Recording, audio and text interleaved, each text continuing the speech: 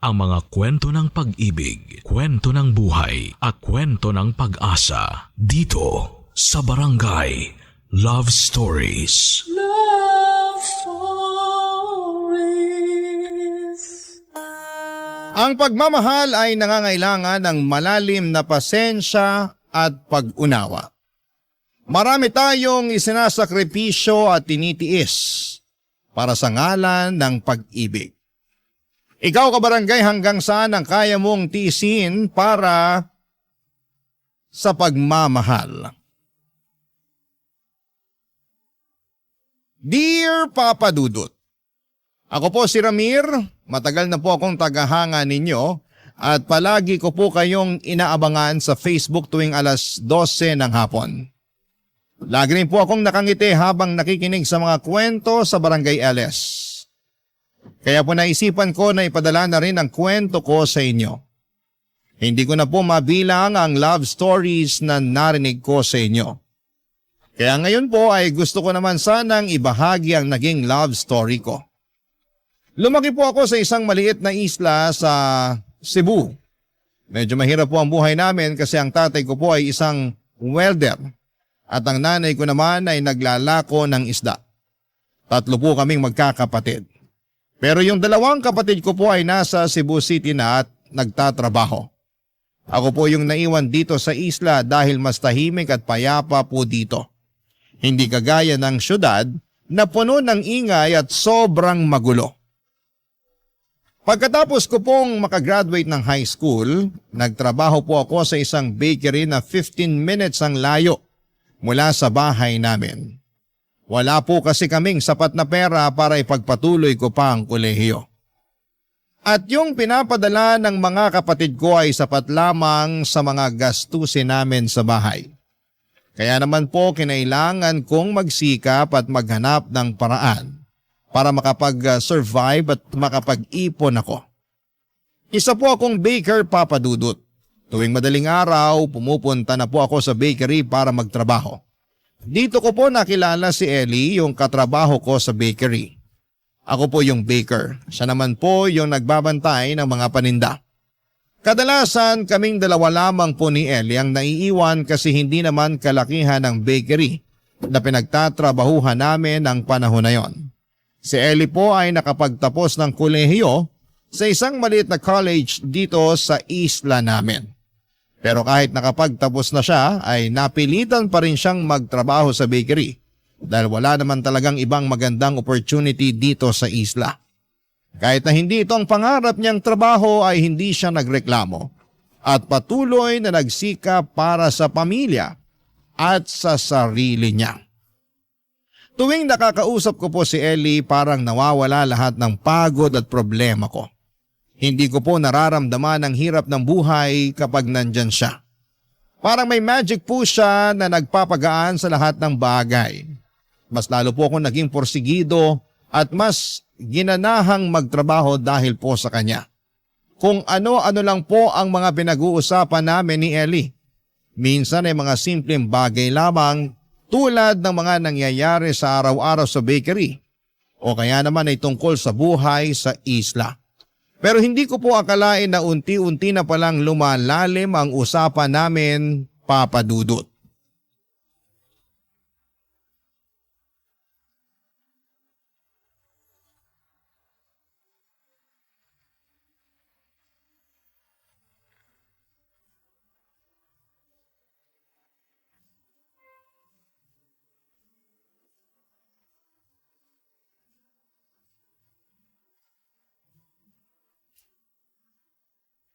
Uy, Ellie! Buti naman at napaaga ang dating mo ngayon. Kanina pa kasi ako nababagot dito eh. Wala man lang akong makausap. Paano ba naman hindi mapapaagang dating ko dito? Rinding-rindi na ako sa boses ni na Mama at Papa. Ha? Bakit? Anong nangyari? Ito kasi sina Mama at Papa eh. Nagre-reklamo sila kasi hindi raw sapat yung perang iniaabot ko sa kanila. Yang mama at papa mo talaga? Kung alam lang sana nila ang hirap na dinadanas mo para lang makapag-abot ka ng pera sa kanila. Hindi kaya madali yung halos ilang oras ka nagbabantay dito sa bakery? Wala akong magagawa eh. Sila rin naman ang dahilan kung bakit ako nakapagtapos ng kolehiyo. Siguro, Mag-overtime na lang ako para mas malaking maiabot ko na pera sa kanila. Pero wag na wag mong kalimutan ang sarili mo ha. Hindi masama kung sarili mo naman ang isipin mo paminsan-minsan. Thank you sa concern ha. Mabuti na lang talaga't nandito ka. Kasi kung wala ka, siguro patagal na ako nasiraan ng bait eh. Feeling ko kahit mabaliw ka pa maganda ka pa rin. Loko-loko ka talaga. Nga pala Ellie, may gusto sana akong sabihin sa'yo. Bakit? Ano yun? Alam mo naman siguro na mag-iisang taon na simula nung magtrabaho tayo dito sa bakery, di ba? Ha? Oo. Tungkol saan ba to ha? Tapos tuwing may problema ka, palagi naman ako nakikinig. Palagi naman ako nandito para sa'yo, di ba? Alam mo, naguguluhan na ako sa'yo. Kailangan mo na yata magpahingi. Pagod lang yan, Ramir. Paano ba naman kasi halos 4 hours ka lang yata natutulog sa isang araw kasi daig mo pa yung kalabaw sa sipag mo magtrabaho. Siguro kulang nga ako sa tulog, pero nasa tamang wisyo pa rin naman ako, no? Alam mo, humahaba lang ang usapan na to eh. Magsalita ka na kasi. Ano ba yun, ha? Eto na, maglalakas loob na ako na sabihin sa'yo to. Diretsuhin mo na kasi ako. Gusto sana kitang ligawan. Ano? Alam mo, sa totoo lang, nanginginayang ako sa bawat araw na lumilipas na hindi ko nasasabi sa'yo ang tunay kong nararamdaman. Kaya ako naglalakas loob na sabihin sa'yo to kasi ayoko nang mag-aksaya ng panahon. Ramir, ganun din naman ang nararamdaman ko para sa'yo eh. Seryoso ka? Oo, hindi ka naman kasi mahirap mahalin. Mabait ka at marunong ka makinig. Pero kasi... Kasi ano? Alam mo naman na umaasa ang mga magulang ko sa akin, di ba? Hindi na nga ako maganda o gaga sa pagtatrabaho para lang makapag-abot ako ng pera sa kanila. Hindi naman sa nagrereklamo ako pero kasi malaki ang utang na loob ko sa mga magulang ko at gusto kong ituon ang lahat ng atensyon ko sa kanila. Gaya nga ng sinabi ko sa'yo kanina, hindi rin naman masama kung iisipin mo ang sarili mo paminsan-minsan. At isa pa, pwede ka pa rin naman tumulong sa kanila kahit tayo na. Anong tayo? Hindi ka pa nga nanliligaw eh. Hindi pa, kasi hindi ka pa naman pumapayag eh. Ay naku, ang kulit mo. Sige na nga. Ha? Oo na nga. Pumapayag na ako na ligawan mo ko. Sa wakas! Thank you, Ellie! Hindi mo pagsisisihan to. May magagawa pa ba ako? Iisa lang naman tayo ng pinagtatrabahuhan eh. Sigurado ako na araw-araw mo rin naman akong kukulitin. Kaya ayan na, pumapayag na ako. Okay ka na? Masaya ka na? Sobra! Hindi mo alam kung gaano ako kasaya ngayon. Nga pala, sasamahan na kita mag-overtime mamaya. Ha? Bakit naman? Masama ba na gusto kitang samahan? Ay nako, mapapagod ka lang. Tingnan mo nga yung eye bags mo, ang lalim-lalim na. Ano ka ba? Huwag mo na akong isipin. Huwag kang mag-alala kasi ibibigay ko sa iyo ang perang kikitain ko sa pag-overtime. Nang sa ganun, mas malaki ang maibigay mo sa mga magulang mo. Sobrang saya ko po noong araw na yon nang pinayagan ako ni Ellie na ligawan siya. Ilang buwan lang ang lumipas at sinagot na rin niya ako sa wakas, Papa Dudut. Sobra-sobra ang pagmamahal ko kay Ellie noon. Kasi tuwing day off ko, imbes na matulog ay pinapasyal ko pa siya sa buong isla para mapasaya siya. Ang saya-saya ko talaga noon at sigurado naman akong ganon din siya sa akin. Pero nagkaroon po ng problema sa relasyon namin nang ipinakilala na ako ni Ellie sa pamilya niya. Malaki ang pamilya ni Ellie, nandyan ang nanay, tatay, 3 kapatid niya, mga anak ng mga kapatid niya. Siguro'y aabutin tayo ng umaga kung iisa-isahin ko pa. Wala naman po akong problema sa laki ng pamilya ni Ellie. Kasi sanay naman tayo sa ganitong tradisyon bilang mga Pilipino. Pero nagkaroon po ako ng problema nang napansin kong hindi ako gusto ng pamilya niya. Palagi nagpaparinig ang mga magulang ni Ellie na wala raw mapapala si Ellie sa akin. Kasi isa lang daw akong baker sa isang maliit na bakery. Hindi pa ako nakapagtapos ng high school at sobrang salat daw ng kinalakhan kong pamilya. Kahit po si Ellie mismo ay hindi nakaligtas sa mga masasakit na salita ng mga magulang niya. Na-witness ko po mismo kung paano siya pagsalitaan ng mga ito. Sinabihan siya ng sarili niyang pamilya na boba raw siya. Kasi kahit nakapagtapos siya ng kolehiyo, hindi naman daw niya nagamit ang diploma niya. Sinabihan pa siya ng tanga siya sa pagpili ng lalaki. Pero ang mas nakakagulat doon ay mukhang hindi nasasaktan si Ellie sa mga sinasabi ng pamilya niya. Parang normal lang sa kanya at maganda pa rin ang tingin niya sa kanila. Palagi niyang iniisip na may utang na loob siya sa pamilya niya. Sa totoo lang ay kabaligtaran kami ni Ellie. Kung siya ay matyaga at kaya niyang tiisin ang mga panlalait at negatibong komento sa kanya. Ako naman po ay masyadong sensitibo. Nagtitimpi na lamang po ako kasi kahit mahirap ako, ang pinakaayaw ko ay yung minamaliit at yinuyurakan ng pagkatao ko. Aminin ko sa inyo, Papa Dudut, na sobrang nasaktan ako. Tuwing pinaparinggan ako ng pamilya ni Ellie. Pero tinitiis ko po ang lahat ng yon kasi mahal na mahal ko talaga si Ellie. At gusto kong magtagal ang relasyon namin at siyang magiging katuwang ko hanggang sa pagtanda. Pero alam niyo naman po, tao lamang ako, napupuno at nasasaktan. Ilang buwan ko ring tiniis ang panlalait ng pamilya niya, hindi lang ng mama at papa ni Ellie kundi pati na rin ang mga kapatid niya. Silang lahat po ay ayaw sa akin. At dumating na nga po ang panahon na kinausap ko na si Ellie tungkol sa bagay na ito, Papa Dudut.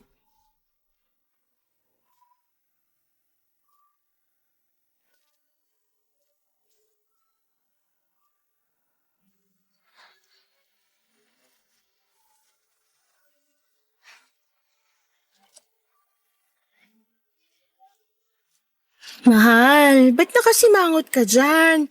Ayusin mo naman mukha mo, mahal. Baka mawalan tayo ng customer dito sa bakery. Sige ka. Sorry talaga, mahal. Hanggang ngayon, hindi pa rin kasi nawawala sa isip ko yung sinabi ng mga magulang mo eh. Ramir, mahal, pagpasensyahan mo na lang sila mama at papa. Sigurado naman ako na hindi nila sinasadya yun eh. Anong hindi sinasadya? Paulit-ulit na nga nila akong pinaparinggan na wala raw ako naabot sa buhay. At hindi raw tayo bagay sa isa't isa. Kasi hindi ako nakapagtapos ng pag-aaral. Habang ikaw, college graduate. Sobra ako nanliliit sa sarili ko tuwing naririnig ko yung mga pinagsasasabi nila tungkol sa akin. Ikaw talaga, palampasin mo na lang. Alam mo naman ang mga matatanda, 'di ba? Paminsan-minsan walang filter yung mga pinagsasasabi nila. Pero sigurado naman ako na matatanggap ka rin nila. Isang malaking suntok sa buwan yan.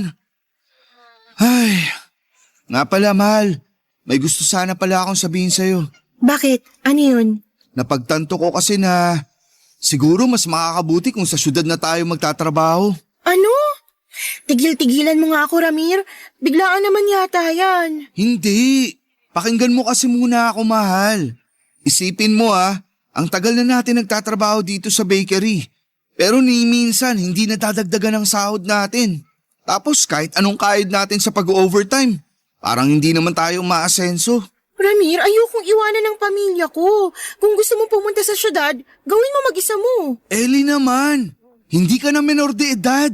Pwede ka pa rin naman tumulong sa pamilya mo kahit nasa syudad tayo Pero iba pa rin yung nakikita ko sila araw-araw. Sandali nga lang, nagkakaganito ka ba dahil sa mga sinasabi ng mga magulang ko sa'yo? Sobrang sensitive mo naman yata. Magpakalalaki ka nga. Aaminin ko, oo. Nasasaktan ako tuwing naririnig ko yung mga pinagsasasabi ng mga magulang mo tungkol sa akin. Pero Ellie, hindi kasi ganun yun eh. Hindi na tayo bumabata. At gusto ko na rin makapag-ipon ng maayos at bumuo ng sarili nating pamilya. Naiintindihan mo naman kung saan ako nanggagaling, di ba? Pero Ramir, kailangan ko pang bumawi sa mga magulang ko. Hindi ko pa sila nasusuklian sa lahat ng ginawa nila para sa akin eh. Hindi ko nga alam kung bakit nanghihingi pa ng pera yung mga magulang mo. Sapat naman na yung natatanggap nila na ayuda buwan-buwan. Pero kung ang pagtulong sa kanila ang magpapasaya sa'yo, hindi na kita pipigilan. Pwede mo naman silang tulungan habang nagtatrabaho tayo sa syudad, di ba? Sige na nga, pag-iisipan ko. Pero saan naman tayo maghahanap ng mauupahan? May pera ba tayo? Saan tayo magtatrabaho? Sobrang hassle, Ramir. Ang dami-dami na naman kailangang ayusin. Napag-isipan ko na yan, mahal. Nasa syudad yung dalawa kong kapatid. Yung isa nagtatrabaho bilang staff sa isang hotel. Tapos yung isa naman nagtatrabaho sa convenience store. Sigurado ako matutulungan nila tayo. Pwede ko silang tawagan anytime. Ramir naman eh. Oh, ako na nga ang bahala, di ba? Ano pa ba ang pinoproblema mo, mahal? Hindi ko alam kung paano to ipapaliwanag sa mga magulang ko. Sigurado kong mabibigla yung mga yun. Kung wala kang lakas ng loob para sabihin sa mga magulang mo yung plano nating magtrabaho sa syudad, gusto mo ba na ako na mismo ang kumausap sa kanila? Ay naku, wag na. Ayoko na ng gulo. Baka may masabi na naman sila tungkol sa'yo. Mahal, makinig ka sa akin. Alam kong mahal na mahal mo ang pamilya mo at sobrang laki ng utang na loob mo sa kanila. Pero mahal, hindi naman kasi pwede na habang buhay ka na lang na nasa poder nila. Huwag ka matakot kasi andito naman ako. Hindi naman kita pababayaan eh. Sige na. Magpapaubaya na ako sa'yo. Bigyan mo na lang ako ng pera pambili ng load para at least matawagan ko man lang ang mga magulang ko kapag lumuwas na tayo papuntang syudad. Oo, magtiwala ka sa akin, mahal. Ako ang bahala sa'yo. Ay nako, kung hindi lang talaga kita mahal, hindi ako papayag sa plano mong to. At kung hindi kita mahal, hindi rin naman kita aalukin na pumunta ng syudad kasama ko, no?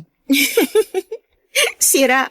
Sige na, pagkatapos ng shift natin, uuwi ako kaagad. Ako na magpapaliwanag kina mama at papa. Huy, wag kang dadaan sa bahay mamaya ah. Baka magalit lang ang mga magulang ko sa balak natin na lumuwas ng syudad. Sige, mahal. Noted yan. Tatawagan ko na rin mga kapatid ko mamaya para matulungan nila tayo sa paghahanap ng trabaho at matitirhan. Pagkatapos ng shift namin sa bakery ay umuwi kaagad si Ellie para kausapin ang mga magulang niya. At ako naman ay tumawag ako sa mga kapatid ko para ipaalam ang plano namin ni Ellie na tumira at magtrabaho sa Cebu City. Suportado nila ako at masaya pa nga sila na makakasama na rin nila ako sa wakas. Matapos kong makausap ang mga kapatid ko ay tumawag si Ellie sa akin. Umiiyak siya. Gaya ng inaasahan ko ay pinagsalitaan siya ng masama ng mga magulang niya. Patuloy siyang ini-encourage ng mga magulang at kapatid niya na hiwalayan na raw ako. Nang marinig ko yon ay agad ako nakipagkita kay Ellie at dinamayan ko siya. Ipinaliwanag ko sa kanya na mahal ko siya. At gagawin ko ang lahat para patunayan sa kanya at sa pamilya niya na hindi siya magsisisi sa desisyon niyang sumama sa akin at magtrabaho sa syudad. Nang mga panahong yon, papadudot ay ramdam ko na may alinlangan pa si Ellie. Naintindihan ko naman siya kasi kahit college graduate na siya at nasa tamang edad ay hindi pa rin niya naranasan ang mamuhay ng mag-isa o independent. Siguro nga ay eto na yung tinatawag nilang CPANCS o Separation Anxiety.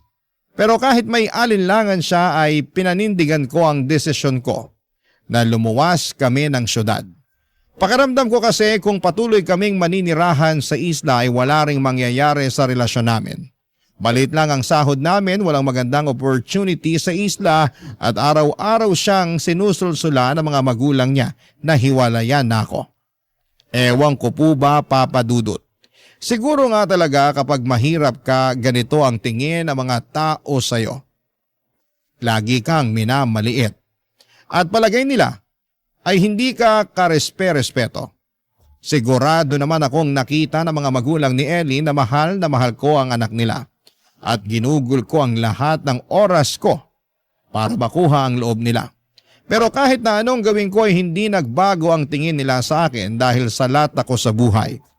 Pagkatapos nga ng 2 linggo ay tuluyan na naming iniwan ni Ellie ang trabaho namin sa bakery. Lumuwas kami papunta ng Cebu City at doon kami tumira sa maliit na kwarto na inuupahan ng mga kapatid ko.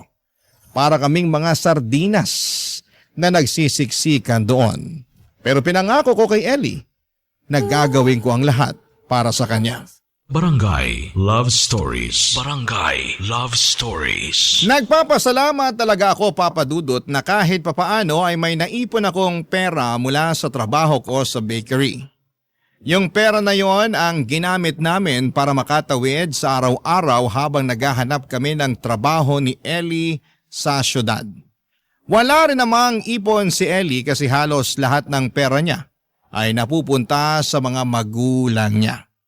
Minsan, ito rin yung nagiging sanhi ng mga away namin. Sana po ay hindi ako ma-misunderstand ng mga kabarangay natin. Lilinawin ko lang po na hindi masama ang tumulong sa mga magulang, lalo na kung bukal sa puso mo. Pero hindi rin masama na isipin mo ang sarili mo ng paminsan-minsan. Dumating po yung time na kokonti na lamang ang natitira sa ipon ko at madalas ay sabaw na lamang ang inuulam namin ni Ellie para lamang makatawid sa gutom. Nagpapasalamat ako sa mga kapatid ko kasi kahit papaano ay tumutulong sila sa amin. Lalo na kapag nakikita nilang talagang walang-wala na kami ni Ellie. Pero hindi ko rin po kayang umasa lamang sa mga kapatid ko. Kasi hindi naman kalakihan ang kinikita nila sa hotel at convenience store. Sobrang saya ko po na pagkatapos ng ilang linggo, natanggap ako sa hotel kung saan nagtatrabaho ang kapatid ko. Si Ellie naman ay naghahanap ng trabaho sa Facebook at kalaunan natanggap siya bilang teller sa isang pawn shop. Mas malaki po ang kinikita namin sa syudad kumpara sa trabaho namin sa bakery sa isla. Pero ang problema, malaki din ang cost of living dito. Pero kahit papaano, at least sa syudad, may naitatabi akong ipon. Lalo na kung mag-overtime ako. Hindi katulad sa bakery na kahit mag-overtime pa ako ng ilang oras ay hindi sapat yung kinikita ko para makapag-ipon. Kahit na hindi kami buhay mayaman ni Ellie ay naging maayos at tahimik naman ang buhay namin. Si Ellie ay patuloy na nakapagpapadala sa mga magulang niya. At kami ni Ellie ay unti-unti na ring nakakapag-ipon. Akala ko noon, maayos na ang takbo ng buhay namin hanggang sa isang araw ay kinausap ako ni Ellie nung umuwi na siya galing sa shift niya sa pawn shop. At doon niya inilabas lahat ng saloobin niya sa akin, Papa Dudut.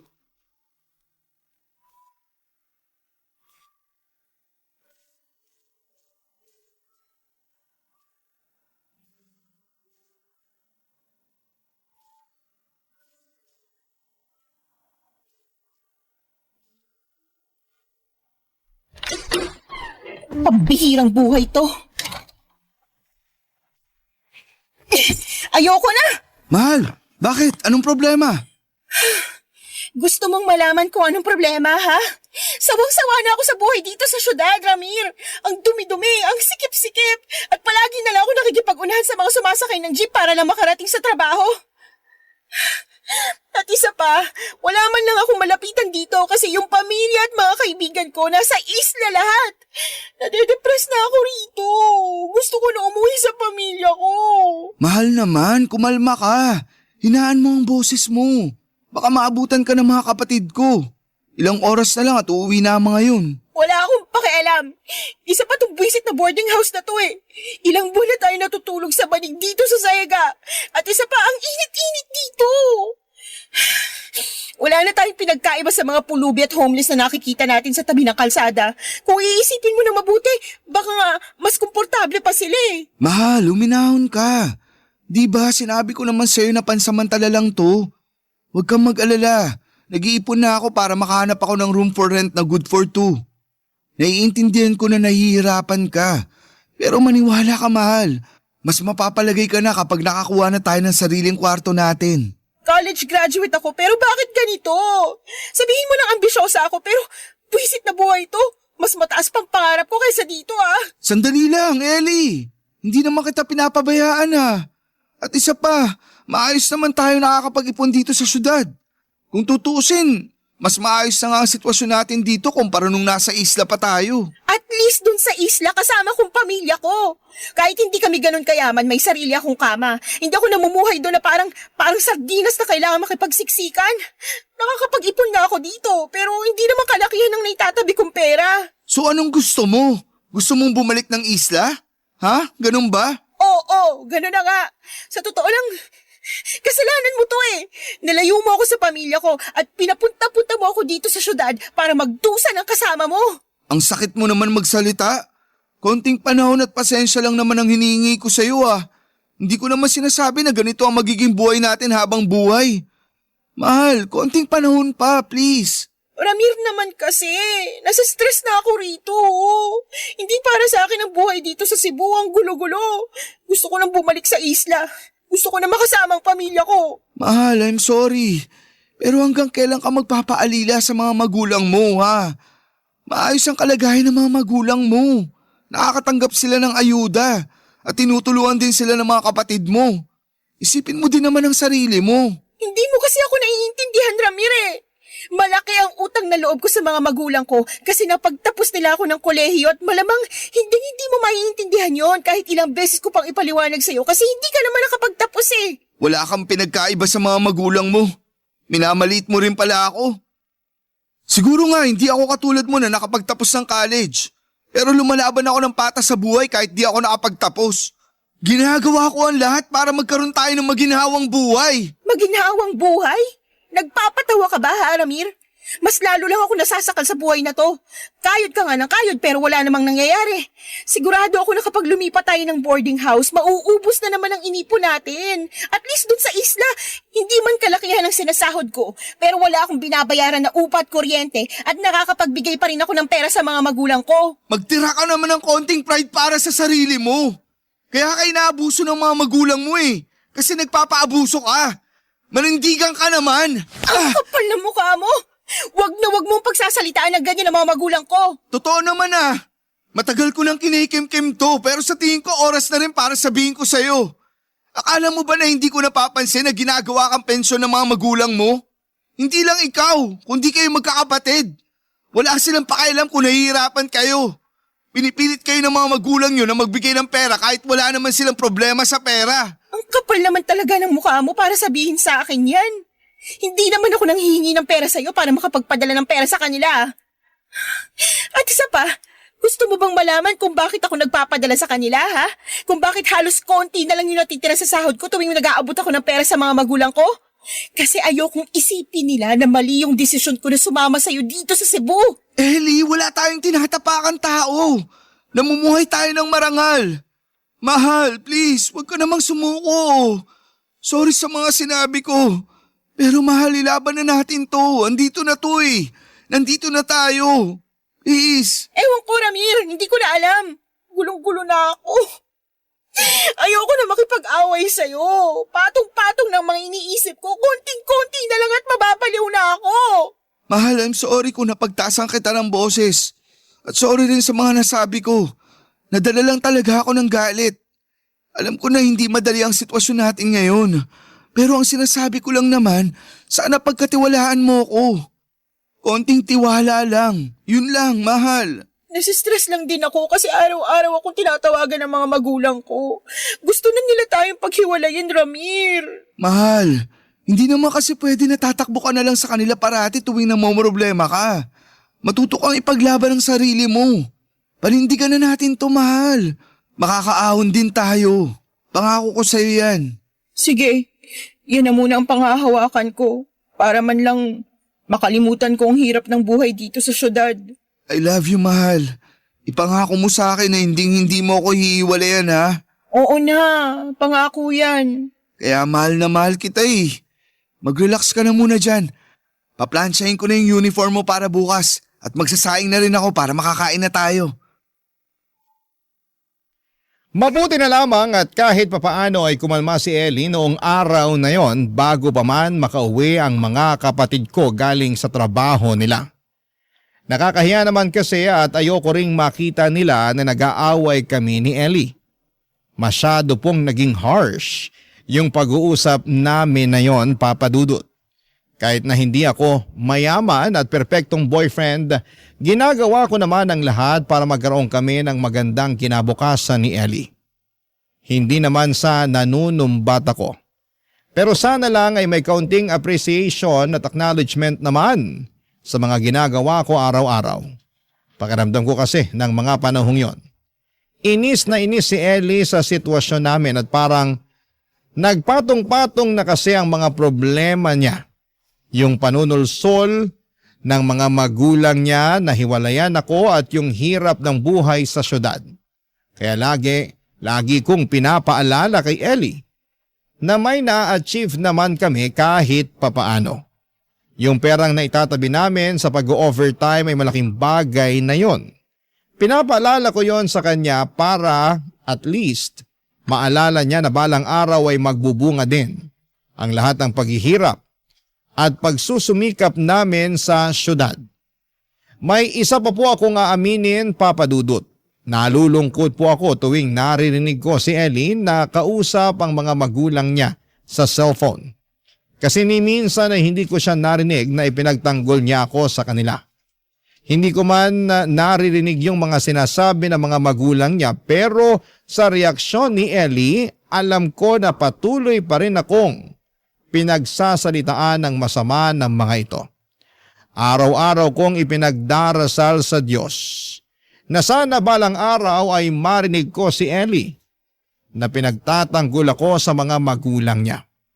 Pero siguro nga kahit sobrang dependent ka sa mga magulang mo, mahirap ding lumaban.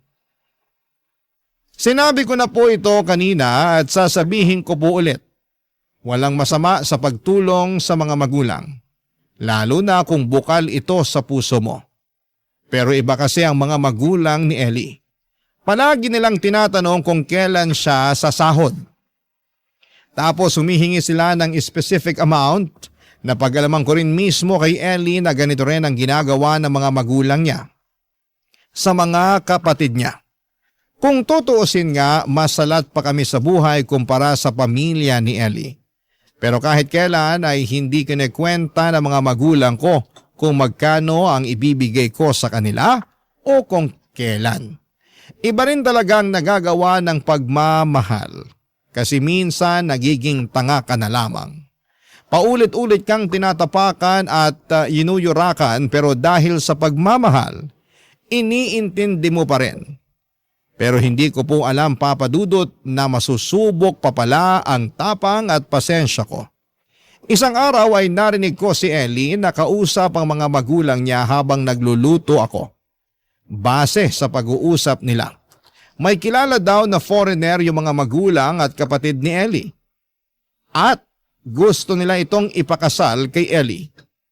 Sobra akong nabigla at nanlumo sa mga narinig kong usapan na yon. Kaya naman minabuti kong kausapin si Ellie pagkatapos niyang makipag-usap sa mga magulang niya, Papa Dudut.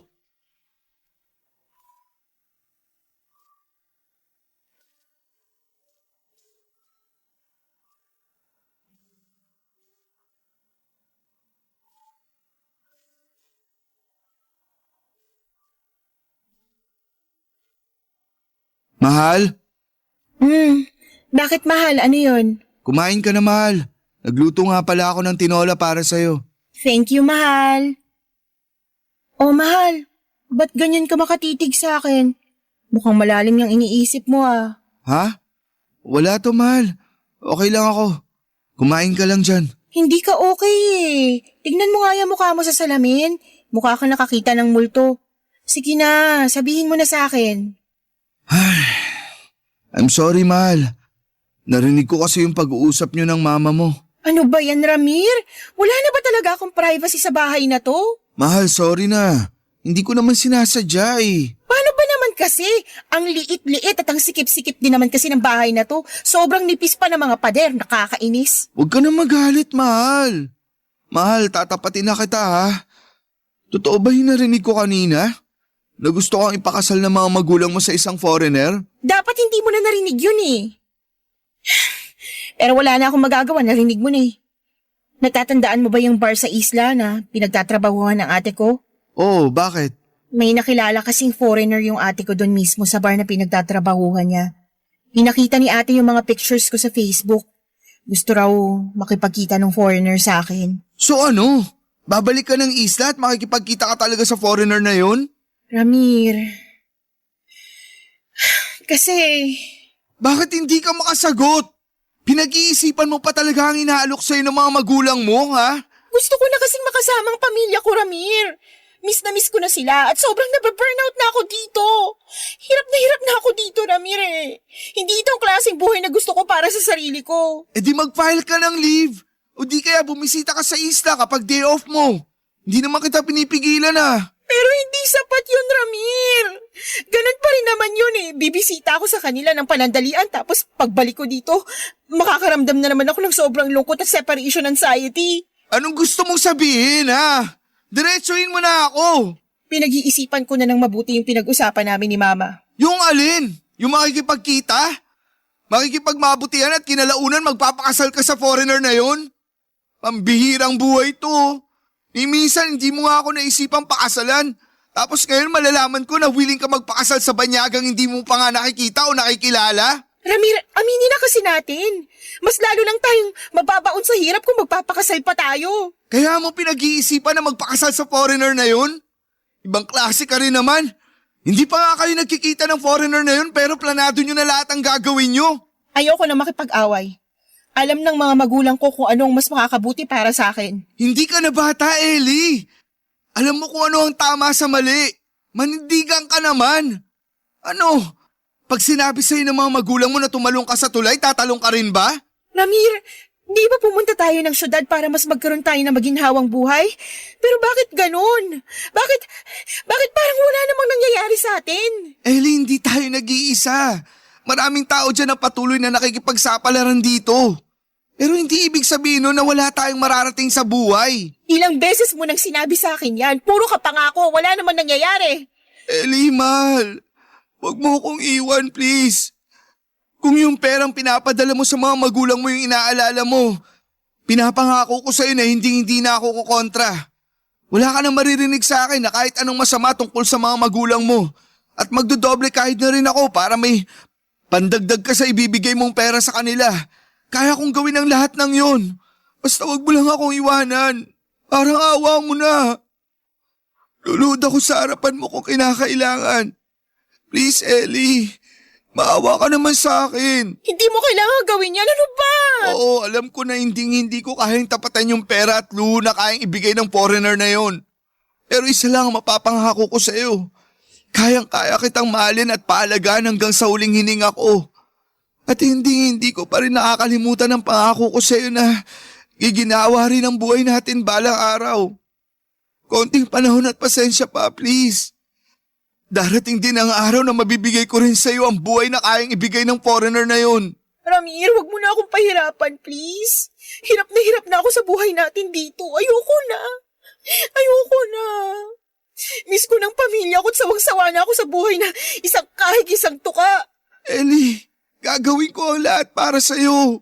Kung gusto mong huminto sa pagtatrabaho, papahig na ako. Ako na mismo ang bubuhay sa iyo. Basta wag ka lang sumama sa foreigner na yon. Maawa ka naman sa akin.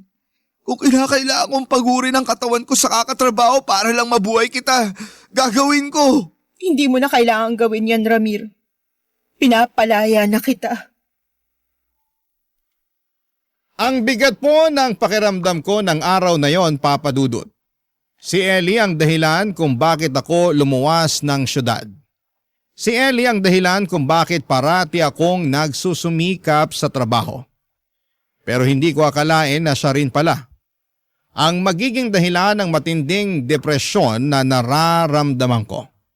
Harap-harapan at walang pagdadalawang isip ay sinabi sa akin ni Ellie na babalik na siya ng isla 1 linggo pagkatapos niyang sabihin na pinapalaya na niya ako. Gustong-gusto kong magwala ng mga panahong yon. Gustong-gusto kong sumigaw pero pinigilan ko na lamang kasi ayokong matakot siya sa akin. Siguro ay may mga pagkakataong napagtataasan ko siya ng boses. Lalo na kung may pinag-aawayan kami. Pero hindi ako sumisigaw o naninira ng gamit. Unti-unti ay nag-iba ang buhay ko, palagi na akong umiiyak ng patago. Nawawala ng ganang kumain. Natutulog buong araw tuwing day off kahit walang laman ng sikmura ko. At tuwing weekdays naman ay nagpapakapagod ako sa trabaho. Nag-overtime para makalimutan ang sakit na nararamdaman ko. Nang mga panahong yon, Papa Dudut, ay magkasama kami ni Ellie sa kwarto pero hindi kami nag-uusap. Kahit na hindi ko siya kinakausap, Yung mga ala-ala namin na magkasama at nagmamahalan ay patuloy na tumatakbo sa utak ko. Napansin din ng mga kapatid ko yung ilangan namin ni Ellie. Kaya tinangka nilang kausapin at damayan ako. Pero wala akong sinabi sa kanila. Sinolo ko na lamang ang lahat ng mga problema ang kinakaharap ko sa relasyon namin. Nang mga panahong yon, talagang hinahangad ko na sana naging mayaman na lang ako na parang yung foreigner para hindi na ako iiwanan ni Ellie. At kahit ngayon habang sinusulat ko po ito ay napapaisip pa rin ako na may mga magulang palang kayang gawin ang lahat para lamang magkapera. Barangay Love Stories. Barangay Love Stories. Kung pangungutya at maanghang na salita lang galing sa mga magulang ni Ellie ay kaya ko pang tiisin at baliwalain. Pero yung ginawa nilang panunulsol kay Ellie, yon ang pinakabastos at pinakamasagwa nilang ginawa sa akin. Pero hindi ko naman pwedeng isisi lahat sa mga magulang at pamilya ni Ellie kasi si Ellie rin naman ang nag-decide na iwanan ako at sunduin at sundin ang mga magulang niya na ikasal siya sa isang banyaga. Alam nyo, Papa Dudut, hanggang ngayon ay hindi ko pa rin maintindihan kung bakit may mga magulang na hindi kayang maging masaya para sa mga anak nila kapag nagiging independent na sila. Hindi naman naging pabigat si Ellie sa bahay nila. Siya nga ang laging tumutulong sa kanila. Tapos gano'n na lamang ang galit nila noong nalaman nilang luluwas kami ni Ellie sa Cebu City. Masakit mang pakinggan. Pero ito ang pinakamasaklap na katotohanan. Dalawa lang ang dahilan kung bakit galit na galit yung mga magulang ni Ellie. Una ay ayaw nila ng lalaking tulad ko na lumaki sa hirap. At pangalawa ay natatakot sila na baka hindi na sila sustentuhan ni Ellie kapag bumukod ito sa kanila. Dito ko rin na-realize na hindi pala biro ang magbuo ng pamilya. Dapat physically, emotionally at financially ready ka. Kasi kung hindi, baka mag-rely ka na lamang sa mga anak mo paglaki nila. At yun pala ang nagiging sanhi ng mga hindi pagkakaintindihan. Bilang mga magulang, sana'y sapat na sa atin ang makita ang mga anak natin na independent, masaya at kayang tumayo sa sarili nilang mga paa. Anyway, dumating na nga po ang araw na kinakatakutan ko. Ang araw na aalis na si Ellie sa boarding house para bumalik na ng isla. Yung araw na matagal ko nang iniiwasan. Pero dumating na rin. Sobrang sakit, Papa Dudut. Kasi kahit na pinapalaya na niya ako ay nandyan pa rin yung pagmamahal ko sa kanya. At hindi ko basta-basta maiiwasan yon. Sa kabila ng lahat ng mga nangyari, yung nararamdaman ko sa kanya ay hindi ko kayang tanggalin. At sa araw na yon, bago siya umalis, nag-usap pa kami ni Ellie. Saglit lamang yung usapan namin na yon. Sa totoo lang ay nagdalawang isip pa ako kung kakausapin ko pa si Ellie. Pero nilakasan ko ang loob ko at ako na mismo ang unang kumausap sa kanya, Papa Dudut.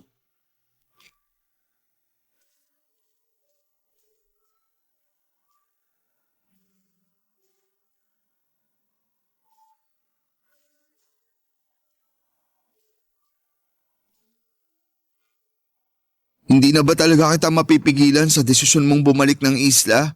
I'm sorry, Ramir, pero buo na ang desisyon ko. Ellie, tapatin mo nga ako. Minahal mo ba talaga ako? Oo, Ramir. Minahal kita. At mahal pa rin kita. Pero ang hirap lang kasi. San ka nahihirapan? Baka pwede pa natin pag-usapan to. Ellie, alam kong ilang araw na tayong hindi nag-uusap. Pero aaminin ko sa'yo na mahal pa rin kita. At ang dahilan kung bakit hindi ako umiimik nitong mga nakaraang araw, dahil sobra ako nasasaktan sa desisyon mong makipag-iwalay sa akin. Ramir, magkaiba kasi tayo ng priority sa buhay. Nasasakal na ako sa ganitong klaseng buhay. Ellie, may pakiusap sana ako sa'yo. Ano yun? Baka pwede mo munang ipagpaliban yung pag-alis mo. Kahit isang araw lang. Gusto ko lang ng time para magkaroon tayo ng closure. Gusto ko ng konting panahon pa na kasama ka. Para man lang maramdaman ko na totoo ang naging pagmamahalan natin. Ramir, mas lalo lang natin pinapahirapan ng isa't isa sa gusto mong mangyari. Ellie, sige na naman, please. Awang-awa na ako sa sarili ko. Sobrang tuliro ko na nitong mga nakaraang araw. Gulong-gulo na ang isip ko sa nangyayari sa ating dalawa. Hindi ko nga alam kung makaka-move on pa ako. Pagbigyan mo na ako. Parang awa mo na. I'm sorry, Ramir, pero sinabi ko na sa pamilya ko na mamayang gabi na ang dating ko. Naihanda ko na rin lahat ng gamit ko. Sorry talaga pero hindi na kita mapagbibigyan pa. Wala na ba ako pwedeng gawin para baguhin ang isip mo? Buo na ang desisyon ko, Ramir. Kung ganun, may isang hiling na lang ako. Ano? Sana alagaan mo ang sarili mo. Ramir, I'm sorry kung hindi ko kaagad natupad yung pinapangako ko sa iyo. I'm sorry kung hindi kita nabigyan ng maginhawang buhay. And I'm sorry kung hindi mo sa akin naramdaman ang pagmamahal na matagal mo nang hinahanap. Ramir, tama na yan.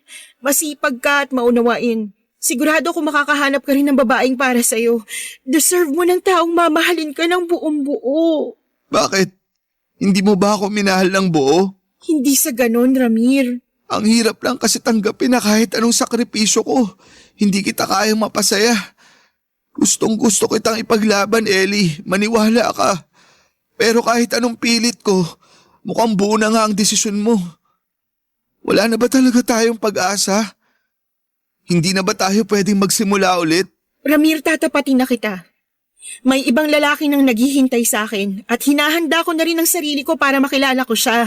Hindi ko na kaya magpanggap na okay lang ako sa relasyon natin because I want more. I want to be more. At alam ko na ito rin na magpapasaya sa pamilya ko. Mahal kita, Ramir. Pero mas mahal kong pamilya ko eh. I'm sorry, Ellie. Pero nasasaktan pa rin ako. Ang sakit-sakit lang kasi. Sa pagbibigay na lang ba talaga ng pera na ipapakita ang sakripisyo ngayon? Mali itong ginagawa ng pamilya mo sa'yo eh. Bakit ba kasi hindi mo ako magawang ipaglaban? Ikinakaya mo ba ako dahil ganito lang ako? Mali itong gagawin mo eh. Maling-mali. Nagbabalak ka magpakasal sa isang foreigner nang dahil lang sa pera niya. So anong tamang desisyon, ha? Yung manatili ako sa piling mo hanggang sa manginig ang mga katawan natin dahil sa gutom? May mga bagay na hindi kayang tumbasan ng pera. Ayan! Yan mismong dahilan kung bakit gustong-gusto ko nang tapusin ang relasyon na to. Buong buhay mo, Ramir, lumaki at sanay ka sa hirap. Kung gusto mo magtampisaw sa putek, bahala ka. Hindi kita pipigilan. Pero wag na wag mo kung hilahin pababa kasama mo. Sobra ka naman magsalita. Nakakasakit ka na. Eh bakit? Hindi ba totoo naman? Oo, lumaki ako sa hirap pero ni minsan hindi ako nag-enjoy sa ganong klaseng buhay. Lumaki ako may ambisyon at pangarap sa buhay, Ramir. Hindi tulad mo na wala nang ginawa kundi ang yakapin ang buhay na punong-puno ng pagtitiis, paghihirap at pagdudusa. Ayoko na. Ha? Anong ayaw mo na? Ano ibig mo sabihin, ha? Ayoko nang ipagpilitan pa ang sarili ko sa taong hindi naman ako pinapahalagahan. At least pagkatapos ng araw na to, masasabi ko sa sarili ko na ginawa ko ang lahat para ipaglabang ka at may salba ko ang relasyon na to. Tapos na tayo, Ellie.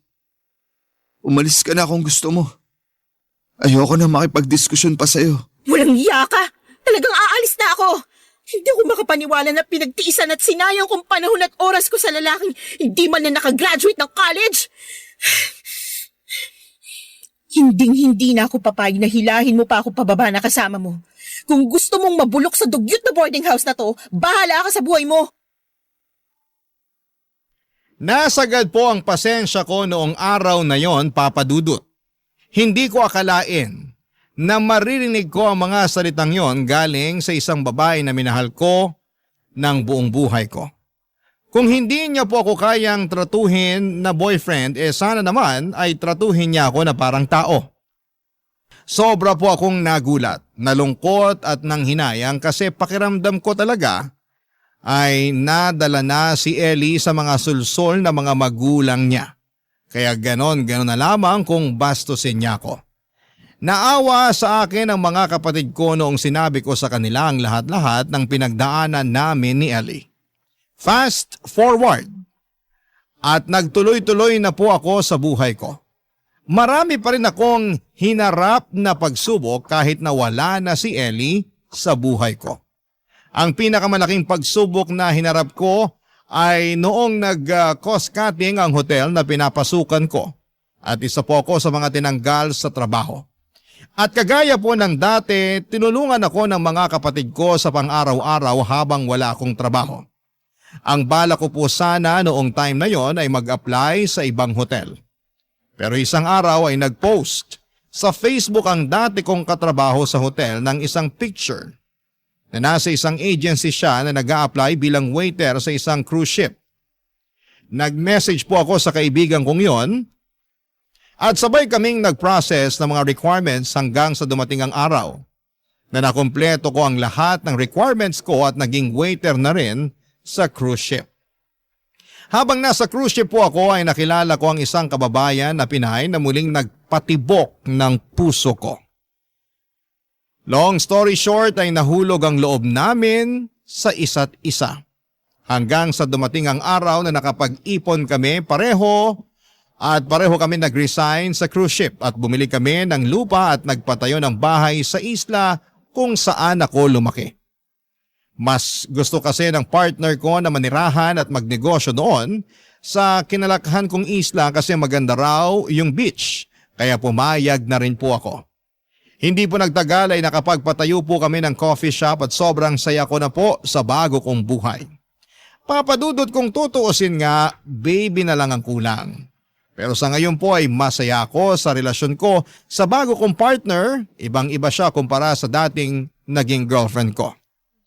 Akala ko po ay mamumuhay na kami ng payapa at tahimik ng bago kong partner hanggang isang araw ay sinabi ng cashier namin sa coffee shop na magre-resign na raw siya. Kaya agad-agad namang nag-post ang asawa ko ng hiring cashier sa Facebook mga kapuso. Marami po ang nag-inquire at nagpa-schedule ng interview. At dahil busy po akong tao ay yung asawa ko na ang nag-schedule ng appointment ng mga aplikante. At ako naman ang mismong nag-i-interview sa mga aplikante. Pero lingid po sa kalaman ko na darating pala ang araw na makakatagpo ko ulit ang taong sumira sa pagkatao ko.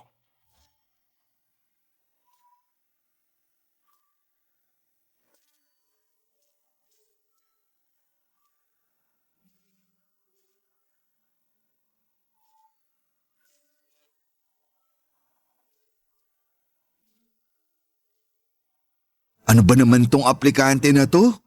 30 minutes nang late ah. Salamat, nakarating na rin. Asok! Bukas yan! Hello po, good morning. Ellie? Opo sir, ako nga po. Sandali lang po. Mukha po kayong pamilyar sa akin ah. Titigan mo ako ng mabuti para malaman mo ang sagot dyan sa tanong mo. Ramir? Walang niya. Ikaw na ba yan? Halos hindi kita makilala. Kumusta ka na? Ang laki na ng pinagbago mo ah. Siguro nga. Halika, maupo ka. Sandali lang. Ikaw bang may-ari ng coffee shop na to? Oo, sa amin to ng partner ko. Anyway, kumusta ka na? Bakit ka nga pala nag-a-apply bilang cashier? Don't worry, it's nothing personal. Part lang to ng mga tanong ko para sa job interview. Yung mga tinatanong ko sa'yo, tinatanong ko rin sa ibang aplikante. Kaya wag mo sanang masamain. Going back, bakit ka nga pala nag-a-apply as cashier? Ang totoo kasi niyan, Sir Ramir, dahil wala po akong trabaho ngayon at kailangan ko ng hanap buhay kasi sa akin nakaasang pamilya ko eh. I see. May experience ka na ba sa pagiging kahera? Ang totoo niyan, sir, wala po. At matagal-tagal na rin nung huli akong nagkatrabaho. Ano yung last working experience mo? Teller po sa isang pawn shop, sir. Anong year yon? Seryoso? Nagbibiro ka ba? Hindi mo talaga naaalala? Mukha ba ako nagbibiro? 7 years ago po. 7 years since your last job. Matagal-tagal na rin. Paano mo ipapaliwanag yung gap na yon? Anong ginawa mo sa 7 years na wala kang trabaho? Utang na loob, Ramir! Job interview pa ba to? Pambihira, pinagtitripan mo lang yata ako eh. Ano to? Inuusisa mong buhay ko dahil gusto mong ipamukha sa akin na may narating ka na? Diretsuhin mo na ako. Hindi yung ganito na dinadaan-daan mo pa sa job interview yung hinaing mo. Huminahon ka. Natural lang sa mga job interviewers na tanungin ang mga aplikante nila tungkol sa employment gap. Kalokohan! Nagpapalasot ka pa eh. Ang sabihin mo, pinepersonal mo ko. Subukan mo mag-apply sa ibang kumpanya. Tapos, tsaka mo sabihin sa akin na nagsisinungaling ako. Gusto mong malaman ang totoo? Gusto mong malaman kung ano nangyari sa akin pagkatapos natin maghiwalay? Sige, sasabihin ko sa iyo ng harapan. Kumalma ka, please. Sinasaktan ako ng foreigner na nakatuluyan ko. Kaya ako naghahanap ng trabaho ngayon kasi walang-wala na ako at ako na lang ang inaasahan ng pamilya ko. Ano? Masaya ka na? Sa wakas, narinig mo na rin ang gusto mong marinig. Okay na ba sa iyo yun, ha? Wala akong sinabi na kwentuhan mo ako ng life story mo. At hindi ako interesado, miss. Sa pagkakaalala ko, puro work-related questions yung mga tinatanong ko sa'yo. Kalokohan, Ramir. Isang malaking kalokohan yan.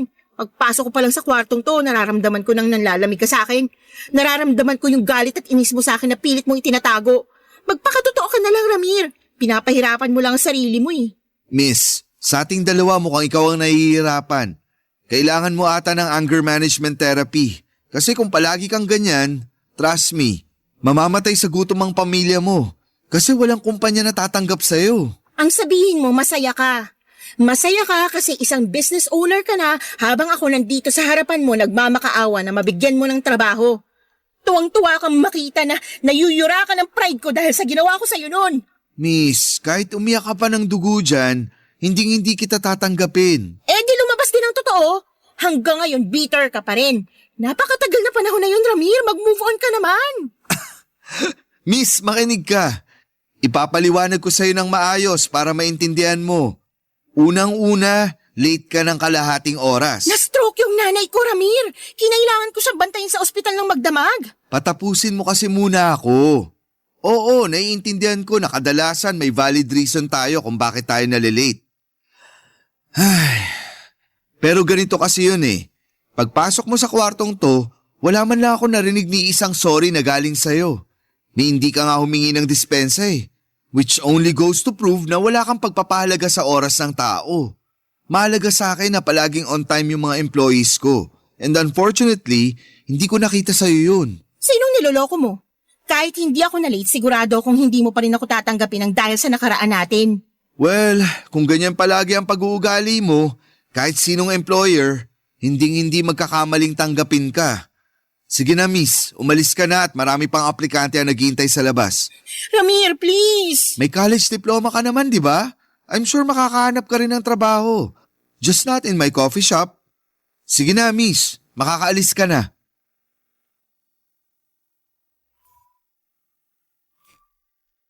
Papadudot pakiramdam ko po ay tumaas ang alta presyon ko ng araw na yon.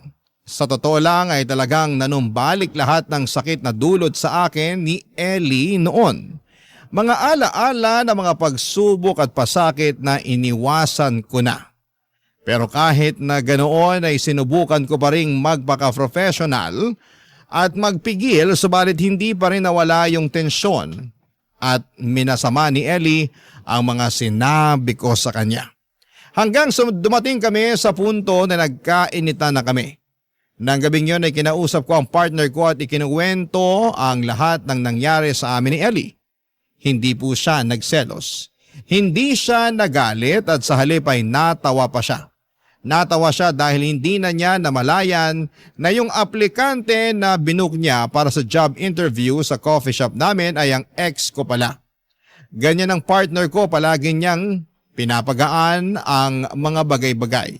At yun ang isa sa mga dahilan kung bakit mas tumatag ang aming relasyon. Lumipas sa mga buwan at unti-unting nakabuo kami ng maganda at masayahing team sa coffee shop namin ng partner ko. Isa sa mga empleyado ko ay kapitbahay pala ni Ellie. Noong nalaman ng empleyado ko na ex ko si Ellie, agad niyang ikinuwento sa akin na pinadeport daw ni Ellie ang kinakasama niyang foreigner kasi matagal na pala siyang sinasaktan. at inaabuso nito. Talaga pong nakakalungkot marinig yon, Papa Dudut. Pero ang mas nakakalungkot pa, imbes na mag-alala yung pamilya ni Ellie sa naging kalagayan niya, ay mas nanghinayang pa daw sila. Kasi yung foreigner ang nagbibigay ng malaking pera kay Ellie. Nakakalungkot man po ang pinagdaanan ni Ellie, ngunit sa huli ay pinili ko na lamang na burahin siya sa mga alaala ko. Masakit mang pakinggan pero kailangan talaga, Papa Dudut. Kailangan mong bitawan ang mga masayang bagay sa buhay mo upang magkaroon ng espasyo para sa mas magagandang bagay. Ngayon po ay mas magaan na ang buhay ko, kasama ko ang partner ko at magpapakasal na kami next year. Isa pa ay may plano kaming magbukas ng mas maraming branches ng coffee shop namin dito sa isla. Hindi ko na po sasabihin ang pangalan ng islang tinitirhan namin o ng coffee shop namin, pero sigurado po ako na magpapapicture kami ng misis ko kapag napadaan kayo dito, Papa Dudut. Dito ko na po tatapusin ang aking kwento. Maraming salamat po sa pagbibigay sa akin ng opportunity para maibahagi sa inyo ang isang kabanata ng buhay ko. Ang inyong kapuso at kabarangay forever, Ramir. Barangay Love Stories. Barangay Love Stories. Napakasakit na nangyari kay letter sender. Pero buti sa uli, naging maayos pa rin ang buhay niya. Anong say mo sa Barangay Love Stories na ito? Pagkwentuhan natin sa comment section yan. Nagustuhan ng iyong napakinggan? Ituloy yan via live stream sa www.gmanetwork.com/radio. Barangay LS 97.1 forever.